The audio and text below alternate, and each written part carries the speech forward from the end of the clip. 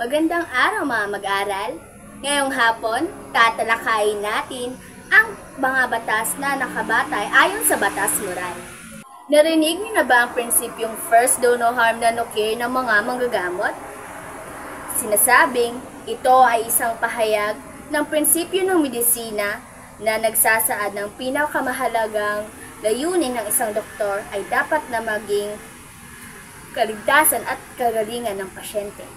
Ayon kay Santo Tomas de Aquino, lahat ng tao ay may kakayahang mag-isip. Lahat ng tao ay may kakayahang makaunawa sa kabutihan. Ayon naman kay Max Scheler, ang kabutihan ay hindi lamang sa larangan ng pag-iisip, kundi sa larangan din ng pakiramdam. Paano nga ba natin matututunan kung ang ating ginagawa ay mabuti o masama? Una, ito ay tinuro sa atin ng ating mga magulang. Pangalawa, sa mga taong ating nakakasalamuha. Pangatlo, ito ay nakikita natin sa social media o sa mga telebisyon.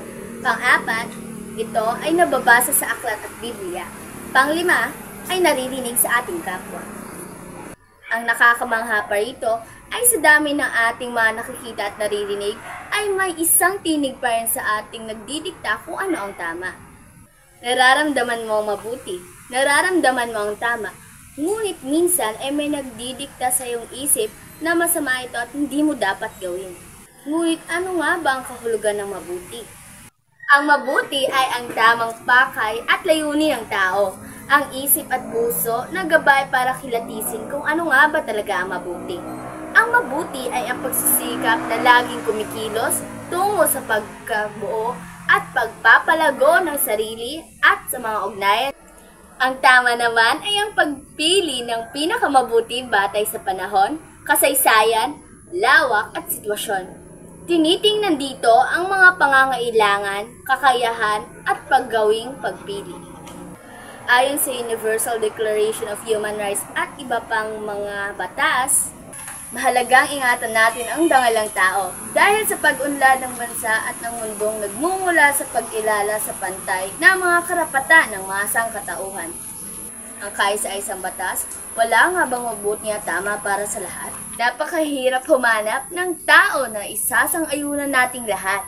At alam natin bilang isang tao, dahil taglay natin ang kakaibang at iba't ibang kultura, relihiyon, layunin at iba't ibang mga layunan at mga pamamaraan natin. Maaaring magkasundo-sundo ang iba't ibang mga tao sa at mabuti, ngunit babalik pa rin ito sa iba't ibang paraan ng pagtupad ito. Walang isang forma ng tama at mabuti. Nag-aayon ito ayon sa kondisyon at hinihingi ng pagkakataon. Wala nga ba talaga? May liwanag ng karunungan tayong maaari na sinusumpaan ng mga doktor na prinsipyo ng first do no harm. Ano mang kalagayan, kasadlakan ng tao, isa ang ating babalikan. Ito ay huwag na huwag mananakit ng ating kapwa. Nagsasalubungan ang mabuti at tama sa prinsipyo ng pag-iwas sa pananakit sa tao na ang pinakamahalaga at pinakamabuting dapat gawin ay ingatan ang tao. Likas sa tao ang hangarin ng mabuti. Likas sa atin na maging makatao dahil ito ang kaisa-isang batas na hindi dapat labagin ni naman. Dahil ang lalabag dito ay lumalabag din sa sarili niyang kaligtasan. Dahil ang likas na batas moral ay hindi instruction manual, hindi ito isang malinaw na utos kung ano ang gagawin ng tao sa iba't ibang pagkakataon. Gabay lamang ito upang mapatakbo at makilala natin ang paglago ng tao. Isang proseso ang pagtupad sa mabuti. Hindi laging tama, madalas pa nga ay nagkukulong ang mga estado sa pagtalima sa pagtawag ng mabuti. Ang pinakaunang hakbang na dapat nating balikan bilang isang tao ay ang first do no harm. Ngunit bago tayo magtapos sa ating leksyon, ay magbalik tanaw muna tayo sa ating na tinalakay na leksyon.